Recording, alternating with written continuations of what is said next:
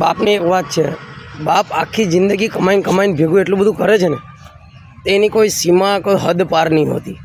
અને જ્યારે બાપ ફૂલ કમાઈને પૈસા ભેગા કરીને ફૂલ બાપ તો વિચારે કે જરાક ઉંમર થઈ જાય ને તો શાંતિથી જીવન ગુજારશો, શાંતિથી પૈસા વાપરશો.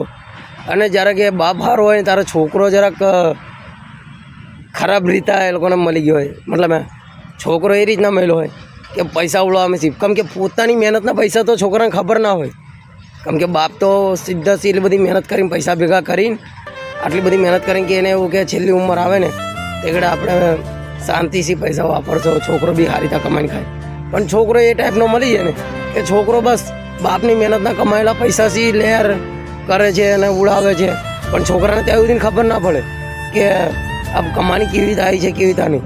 અને જ્યારે છોકરો કમાઈને એટલું બધું બરબાદ કરી નાખે છે તો છેલ્લે હું કહે છે મારા બાપે કશું કર્યું નહીં, મારા બાપે એ ઘડે થોડું સાચું લીધું હતું તો હવે આટલી બધી તકલીફ ના પડતી.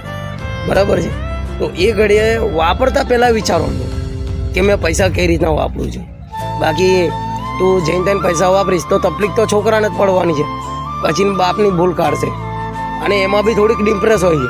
તો બાપ સારો હોય તો છોકરો ખરાબ હોય, છોકરો સારો હોય તો બાપ ખરાબ હોય. આવું મારે કેમ બોલવું પડે છે ખબર છે? કેમ કે મેં હકીકત કહું છું.